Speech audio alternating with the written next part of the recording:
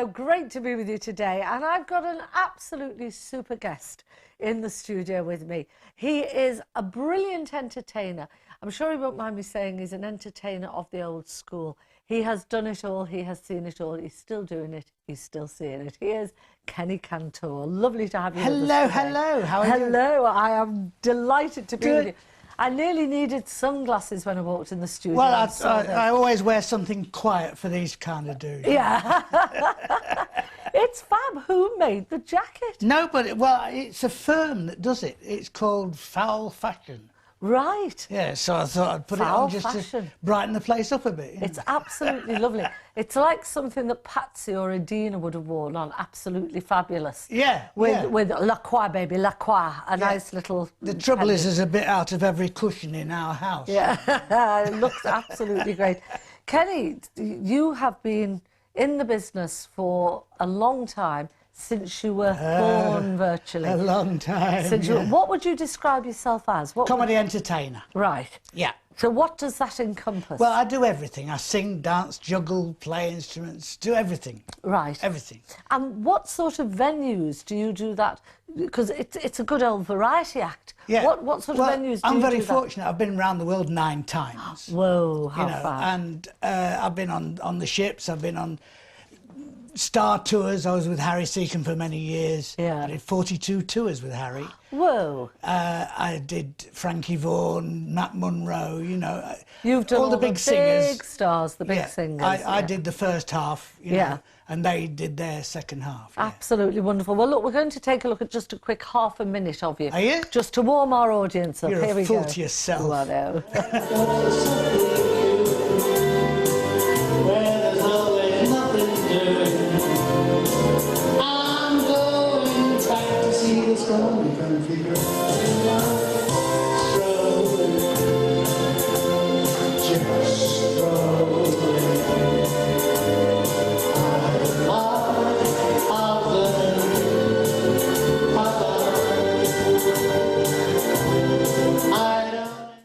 There we go, Kenny doing a little bit of the old Flanagan. Yeah, and well, Alan's that's out of my one-man show. I do a show all about the old performers. Yeah.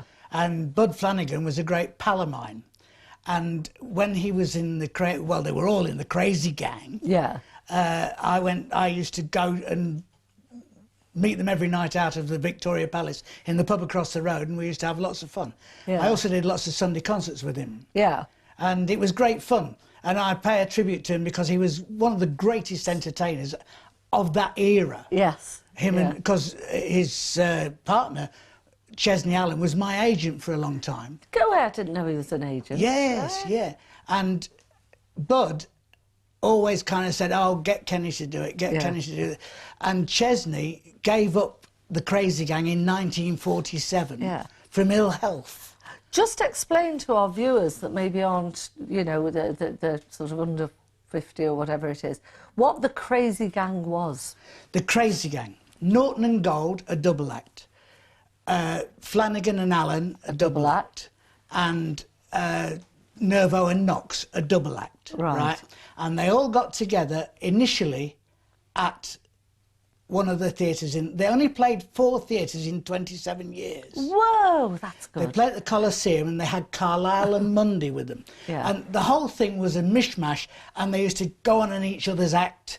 They used to do things with each other. Yeah. They'd mess each other's act up.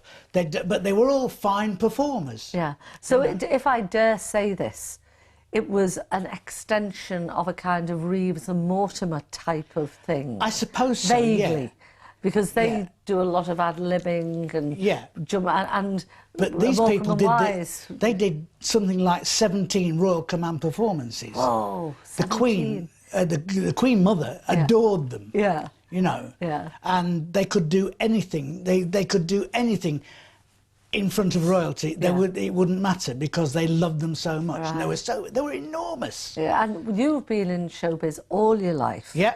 You started when you were 4, is that right? That's right. I was in a circus. Yeah. As a human. Yeah. No, I was in a circus. my grandfather was the head. Tickle me, that is tickling you. My grandfather was the head clown in the circus. Yeah. And my grandfather was a rodeo rider with Tom Mix. Oh, this is great. Yeah. And he was in the circus, and we had a camouflage tent. Yeah. During the war, we were the only circus that was allowed to tour. Yeah. And what was the name of the circus? It was called Lord George Sanger's Circus. Yeah. He was no longer a lord, as much as you and I. It was his name, Lord. They called him Lord. Yeah. George Sanger. And so you carried on during the war? All through the war. Yeah. Yeah. Oh, how brilliant. And, well, listen, and they never got us. No, obviously not, no. But it was under canvas then, you see. There was no caravans then. No, it was it was all under canvas. Oh, listen, I've got so much, you didn't have your Winnebago then, did you? Oh, no. No, I'm dying to listen to more. Let's just take a quick look at you singing Leaning on a Lamppost first. George Foreman. Carry on after this. Listen. I'm leaning on a lamp, and do you think I'll be trying? I'm hanging round to steal a turn. But no, I'm not too drunk. And if you think that's what I look, I'll tell you why I'm here and what my motives are. I'm leaning on the lamppost at the corner of the street in case a certain little lady comes by. Oh, May.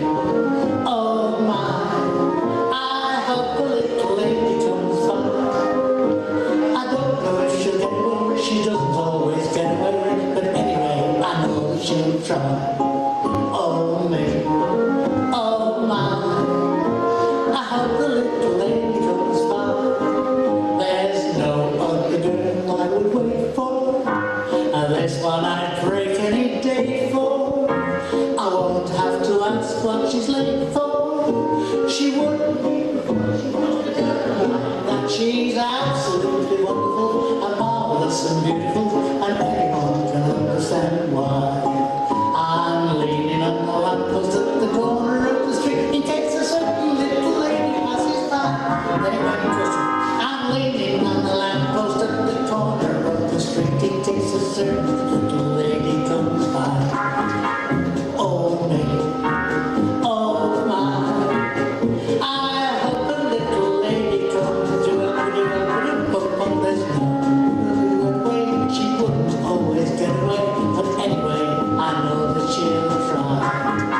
Oh, me, oh, my, I hope a little lady comes by.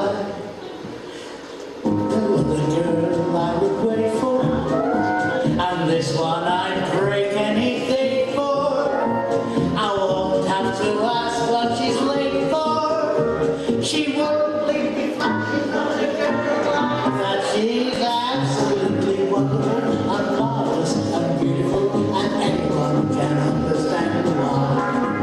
I'm leaning on a lamppost at the corner of the street in case a certain little lady passes by.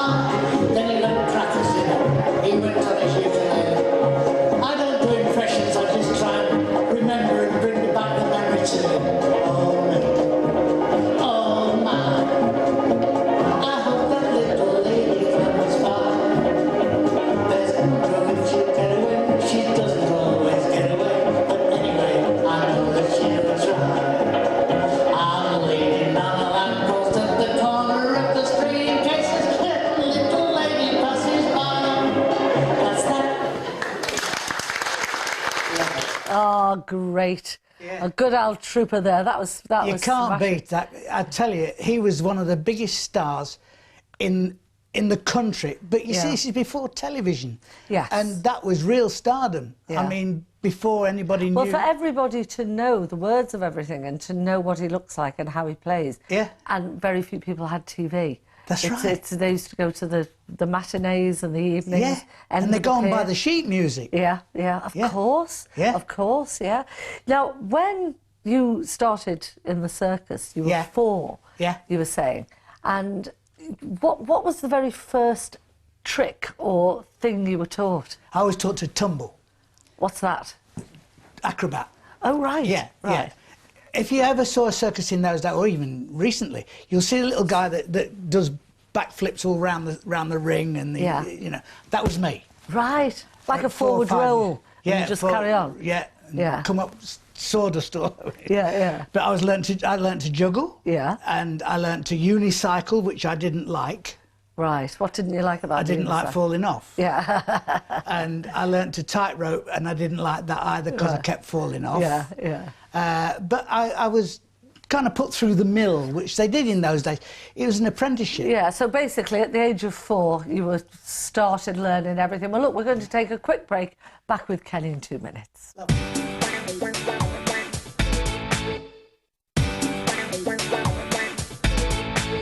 Hi, welcome back. I'm delighted. I've got Kenny Cantor with me today. Wonderful all-round entertainer. Started off at the age of 4 in a circus. Where did you live when you were in a circus? We lived in Leicester.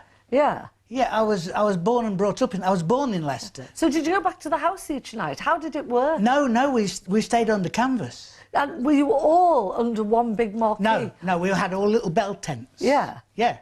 Oh, how and romantic. you had to go and get the water. Yeah. And bring it back in a jug and put it in a basin and have a wash. Have a wash. Yeah. And how long were you away from your home for at any one time? Oh, months. Yeah. Yeah. You weren't allowed to go home because of the war. I mean, they weren't allowed to drive at night because of the lights on the cars. And yeah. It was amazing. So did the circus tour maybe every couple of weeks? Did you it kept touring. Yeah. And you were in a place for a week. Yeah. Or 4 days, 5 days, 6 days, whichever they'd booked it for. Yeah. And then you went to the next place. And was it busy? Oh, God, yeah. Yeah, you got loads and loads of orders. Because I suppose... We were doing 2 and 3, 4 shows a day. Oh, wow. Wow. And you left school when you were 15. Yeah. And you became one of the youngest ever directors. Well, what happened was, whilst I was at school, all the theatres in London were still open. Yeah. And my father had his own show. Right. And what happened was, I was a song and dance man in those days. Yes. And I wanted to work in the show, so he booked all his shows round London, like as far as Aldershot, Reading, you know, Bedford, Luton, and there was Chelsea Palace, there was East Ham Palace, there was Collins Music Hall, all round London, and he booked that whole thing. I was 13. Yeah. And I worked in London every night and went to school the next day. Were you shattered? No, Church of England. and I worked every night and went to school the next day. And then we moved up the weekend, though, in those days. Yeah. And you go to, say, from Chelsea, you go to Luton, Alma Theatre at Luton, or you go to Aldershot Hippodrome, or you go to Reading Palace. And would you get back to your own school every day? You could get back in those days because there was late trains. Oh, right. Yeah. How late was the late train? Oh, they ran up until midnight in those days. They don't now. Yeah. Oh, right. Yeah. Oh, just fascinating. And I'd go to school the next day, and I never told them at school. They didn't know you were doing what you were doing? No. I never told them. Yeah. And I didn't even do... You know, kids like to be clever if they can do something. Yeah. I didn't. Right. I never did anything. Yeah. I went to tap dance, never told them. Yeah. So I went to a very rough school near Islington. Right. Did you do all right at school? Nah. No? Nah. Nah. Didn't like school. No. So did you just keep your head down? Kept my head down. Do the bare minimum. Don't get get shouted at. Out of a class of 42, I came 43rd. I promise you. I was rotten. I was really rotten at school. And I used to keep the teachers laughing. Yeah. That was all I did. Yeah. And then we used to... I was a tap dancer, never told them, and I became the tap dancing champion of South London. Wow. Because I went to dancing school in Camberwell, which is well away from Islington. I thought they'll never find out. Yeah. One day, one kid came, he said, "Here," he said, "Is this you, mate?" I said, "What's that?"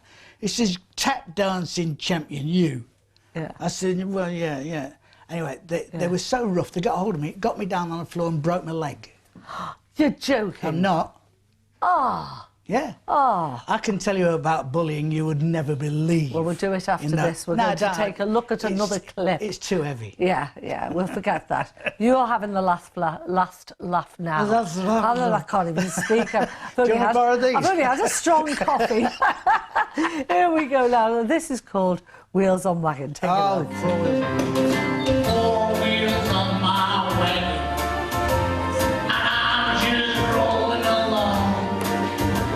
The Cherokees are after me, the cowboy posse all belong, and I'm singing a heavy song.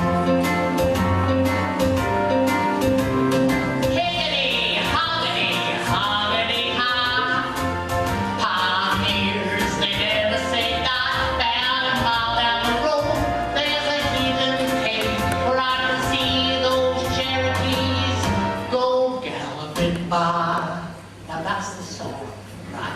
Now what we're going to do now, we're going to do something now that's never ever been done in show business before. We're going to split the audience down the middle, right? Everybody on that side, you are all Indians, right? You're not going to sell carpets, you're going to go like that. Okay, I'll give you a go. Right, after three. 1, 2, 3, go! Week. No, you got to frighten you got to frighten everybody. Okay, here we go. After three. 1, 2, 3, go! Fantastic. Right, this side, you're all cowboys, right? Down here, up and on the shelf up there, right? Everybody's cowboys on this side. So when I say cowboys, I want everybody on this side to jump up and go, yeah!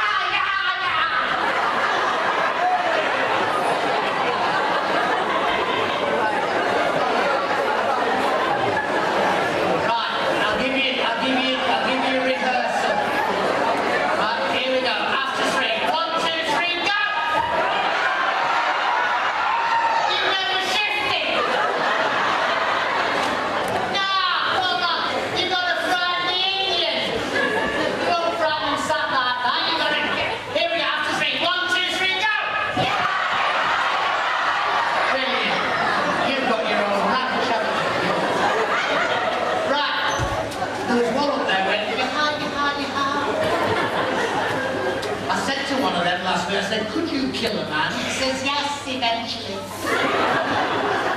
In the middle it goes higgity hoggity hoggity high, right? I want everybody arms in the air. Higgity hoggity hoggity high. Okay? Then it's Indians. Then it's cowboys. We'll give it a go. Go on then, we'll give it a go. Okay, here we go.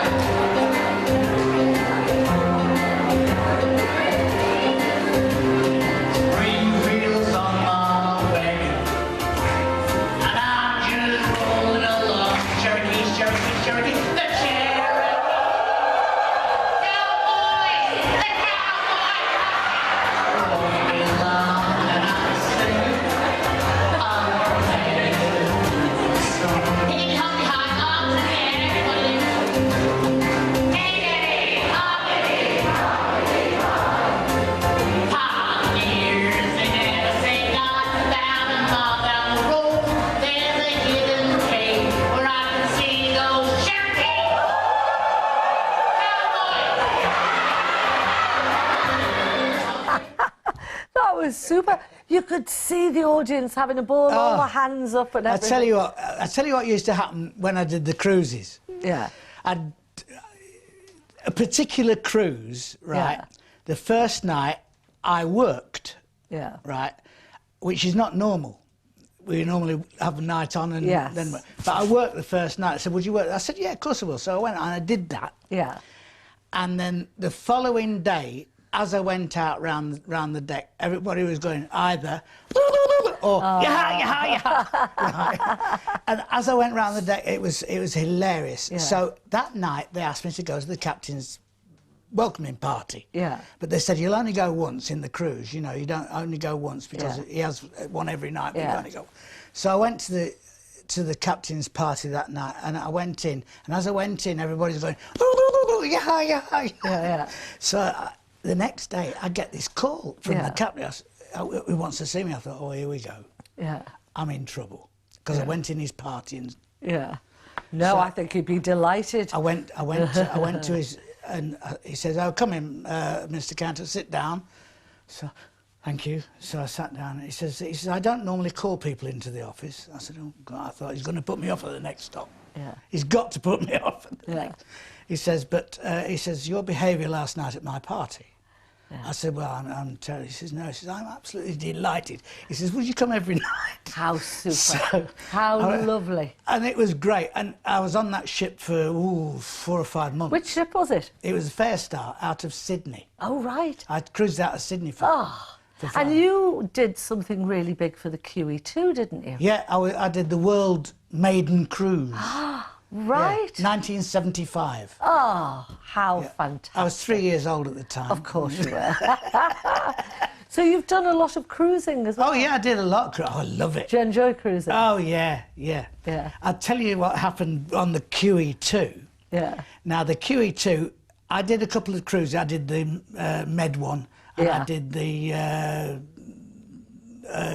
Channel Islands. The other one. Right. Yeah. So then I kind of went and did what I was doing. Yeah. And my manager, Jimmy Grafton, who was also Harry Seacombe's manager, rang me. He says, "They want you for the QE2 World Cruise." Yeah. I said, "That's a long one." Yeah. I said, "I don't want to be on that long." He said, "No." He said, "They don't want you all." He says, "They want you from Mombasa to Hong Kong." Yeah. So I said, "OK, that sounds good. How long's that?" He said, "About 28, 33 days. I said, "Fine. Yeah. That'd be brilliant." He says, "The only trouble is," he says, "just before that, you're in Durban." Yeah. I was doing the big hotels in South Africa. He says, "You're in Durban." I said, "Well, it's only about 200 miles. I'll get a car and drive down." He says, "No," he says, "they want you to come from here." Right. So I said, "OK." So I get the plane from Durban to Johannesburg, Johannesburg to London, go up to home. I was living in Nottingham at the time, and drove back to London and went down to Heathrow and flew to Mombasa. Right? Yeah. Can you imagine? It's No, only like I'd rather not. 4 hours drive at the most. Yeah. Right. So I get to Mombasa, get on the ship, and I was telling the guys on the ship about me doing this thing. Yeah. They said, "You're nutty. You're crackers. Yeah, what do you do that for?" Yeah. I'd done thousands of miles to get 400 miles. It's just ludicrous, isn't it? Oh, but it was worth it, wasn't it? Oh, God, yeah.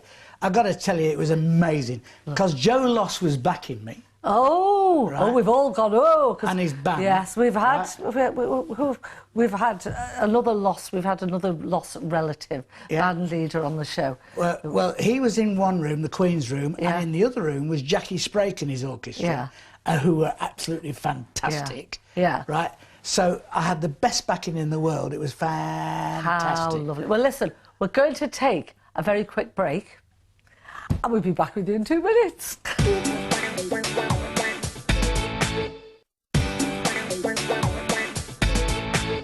Hi there, I'm chatting to Kenny, a wonderful, wonderful entertainer.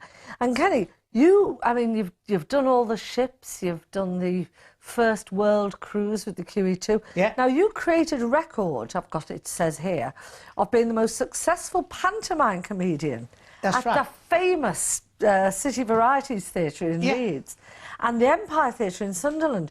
And both records stand to this day. They still stand to now. So what did you do there? Well, How long? What happened was, in 1960, whatever it was, we went to City Varieties in Leeds to do pantomime, and they'd been having all the strip shows up to then. Yeah. Right? And it was kind of dying out. The old strip shows were kind of taking a bit of a battering. Yeah. You know? So we started pantomime. Everybody thought we were potty. They said, "You're absolutely out of your brains doing pantomime in Leeds." Yeah. Well, Stanley and Michael Josephs, who owned it at the time, they said, "Give it a go. We'll book it for 4 weeks." Yeah. Right? So we did Cinderella, Patton Brothers, great performers, all good performers.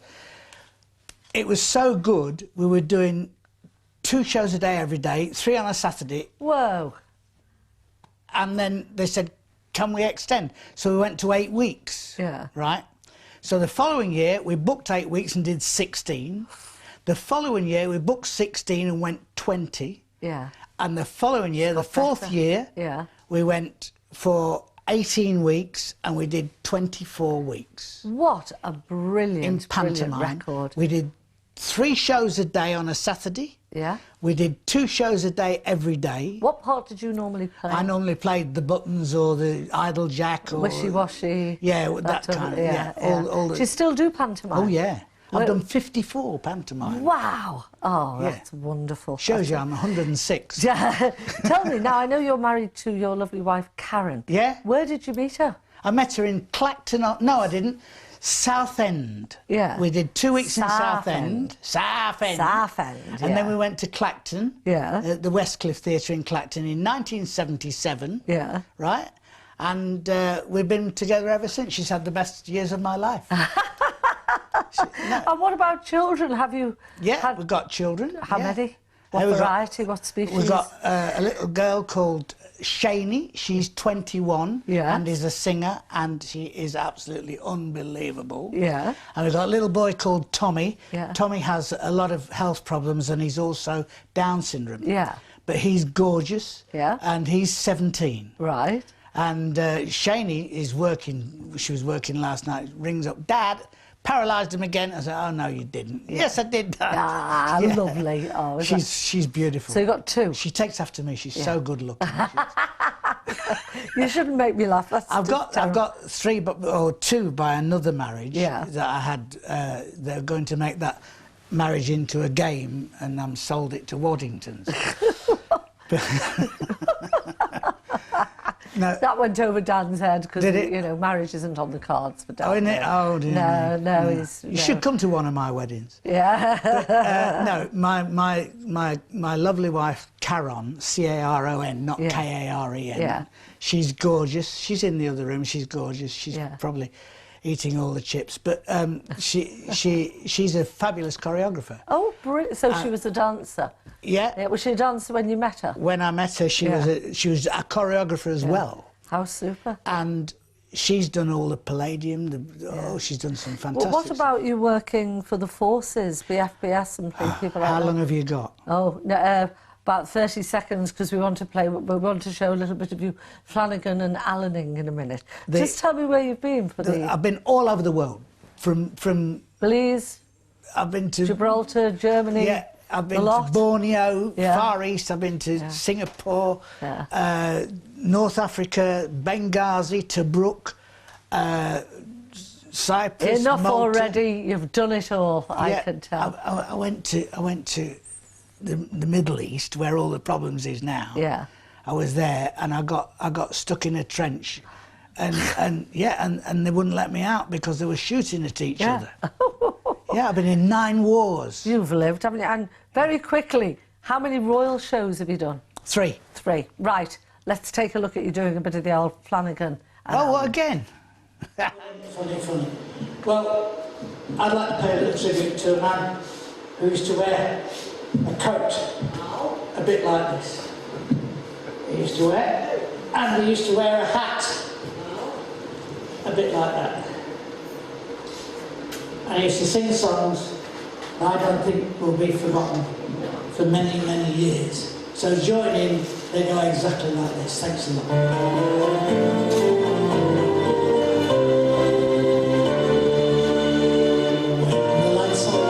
Stars in the sky, there's kind of glow to tell me that should be enterprising with a little exercising. Now the time's come for me to try. That's the reason I'm strolling, just strolling in the cool of the evening air.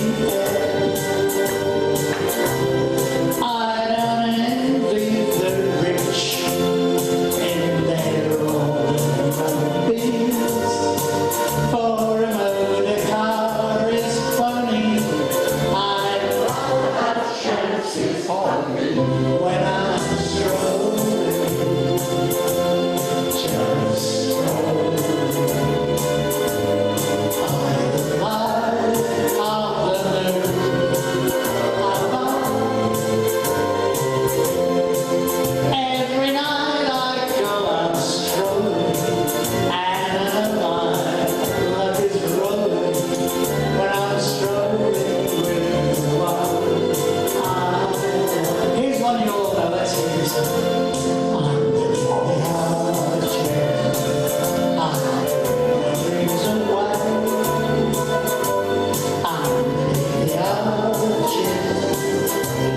posters I like. Any night you find me tired and warm, happy when the daylight comes creeping, hair in the dawn, sleeping when it's raining, and sleeping when it's fine. Trains rattling by, above. Pavement is my pillow, no matter where I stray. Underneath the arches, I'll dream my dreams away. There we go. That was just a little taste of Flanagan and Allen. And Everybody will think that's all I do is old things. I do new things as well. I'm sure you do new things as well. Do you do any of Adele's songs? Oh, no, I can't get into the dresses.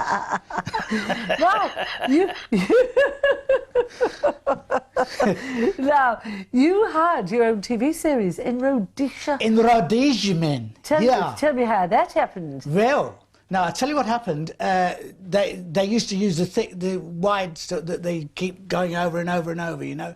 A loop. Yeah. But that's why I haven't got anything of it at all. Right. Because they had the same piece of film that they used for hundreds of... Yeah. But what happened was, it was called A Ton of Fun. The idea was we had some people and some cupboards, all different shapes, all different sizes cupboards. And one team would pick a cupboard and... You went to the cupboard, took out whatever was in the cupboard and had to do a joke about it. Yeah, right. And it was terribly funny. It was really funny. Yeah. It really was. And in those days, they had to do it live. There was no having it all set up for you, was there? No. I've got to ask you this. The glasses, where did the idea for those come from? And are they real? Or they are real, yeah. They're real. They're real. Yes. Whoa. But... I've had my eyes done, so these are thin. These are honestly, they were thick. They were so thick, and I've just had them done last year. But the glasses happened. I used to live in Earl's Court, or my mother and father lived in Earl's Court in London, and I broke my glasses. So I went round to this optician's, and when I walked in, he said, "Hello, Kenny." I said, "What?" He says, "I know you. You don't know me." He says, "I'm a great follower of you and your family round all the halls in London." I said, "Really?" He says, "Yeah." He said, "I've watched you." He said, "I've seen you grown up." I said, "Really?" I said, "I broke my glasses." He says, "Oh, don't worry, I'll wear." I said, "I want something different, though." Yeah. He says, "Well," he says, "I'm a lecturer at the London University even." And he says, "Do you mind if I get some made for you?" He said, "Leave it to me. I've got a great idea." Yeah. However, he did it, they did it, he gave them me, not this pair, but exactly the same, in tortoiseshell, exactly the same, and he says, "There you are, have them with me." He says, "For all the pleasure that you've given me of him. and my family." What's his name?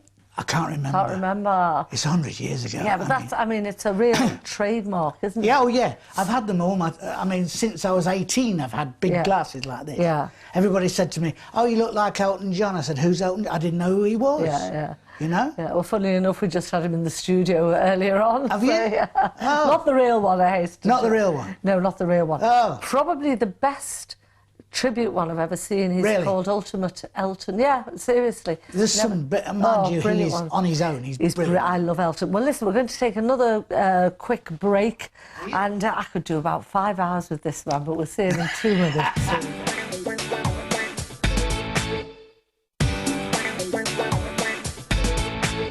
Hi there, welcome back. Now, before I return to the wonderful Kenny Cantor, here is our brochure. Don't forget, if you'd like a copy, it tells you everything that you need to know if you haven't been on a cruise before, or things about inoculations, money, insurance, tipping, the lot.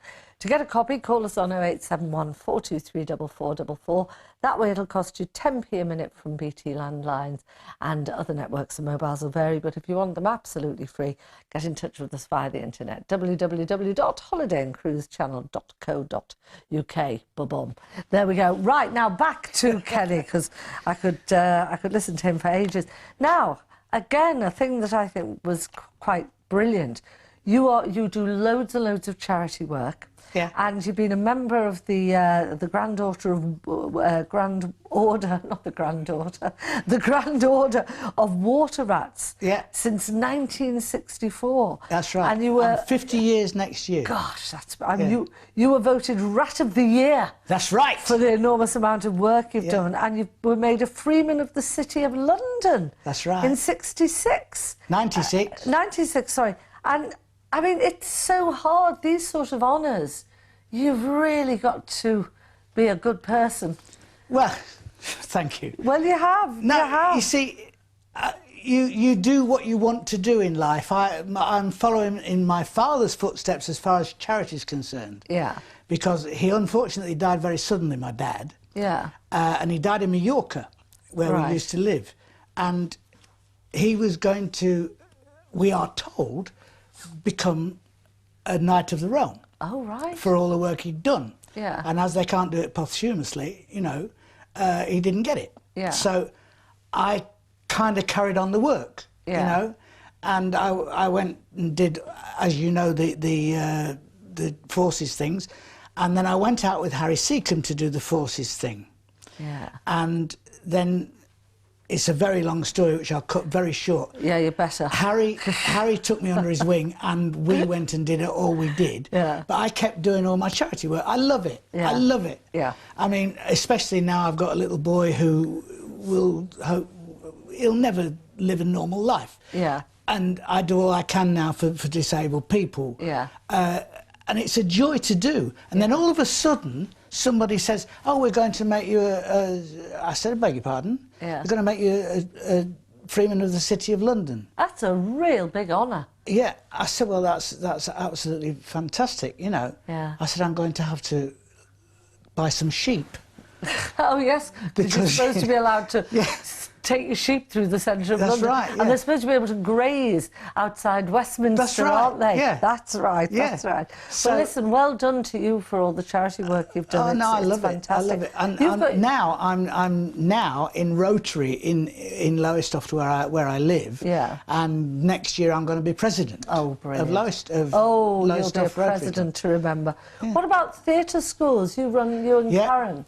My wife mainly runs the theatre schools. We've got two. We've Yeah. got one in Beccles Yeah. and one in Lowestoft. Right. And it's very, very successful. We do a big show next week, actually. And they do a show every 13 weeks. Yeah. It's a 13-week term. We do a big show at the end of each one. Yeah. A proper one, not just a little dancing school No. one. In a theatre. The real sets, McCoy. lighting, Yeah. everything. No other school that we know of Yeah. does that. Well, that's you do the whole Yeah. hit, and who better to tell young people how to have a bit of longevity in entertainment than yourself? Please God. The other thing is, what made you go and become an entertainment manager, or you went to work somewhere, didn't you? We were going to have a summer off, Karen and I. We'd never ever been at home for the summer. Yeah. Because we'd all been summer season on the ships doing Yeah. something, right? Because Karen used to come on the ships with me and did all the choreography. Yeah. You know. So we said, we're going to have a summer at home. We lived in Nottingham. We're going to have a summer at home. Lovely. So we get there and we sit there and the phone goes. It's a pal of mine, John Randolph Sutton. He says, I've got a problem. I said, well, I've known you've always had a problem. He says, no, he says, the entertainment manager at Kessingland Beach Yes. has got Crohn's disease. Oh. He says, and he's been taken very poorly. I said, oh, good God, what are you going to do? He says, well, not what I'm going to. He says, what I want you to do, he says, to go there. So I went there, and it was awful, and then we kind of stayed there under sufferance, and then the managing director gave me made me an offer I couldn't refuse, and we stayed there for 12 years. Right. And I ran 10 holiday sites from there. Whoa! And did you enjoy that work? Loved it. And you still carried on performing as well? Well, So you could exactly. do- But yeah. Karen used to produce all the shows. We used to produce all the shows in one place Yeah. before the season. Yeah. Then send them up. We had 4 in Scotland, Yeah. 5 in East Anglia, and 1 in Dorset. Whoa, that's a heck of a spec, isn't it? And she did all the shows. Yeah. And I produced the comedy in them and Yeah. did everything for So her. basically, you've got everything's sorted. Now listen, we're going to take a look at another quick clip before we finish. You're a fool to No, yourself. I know, I can't help myself. Let's take a look. Here he is, Kenny Cantor. Eddie. Eddie.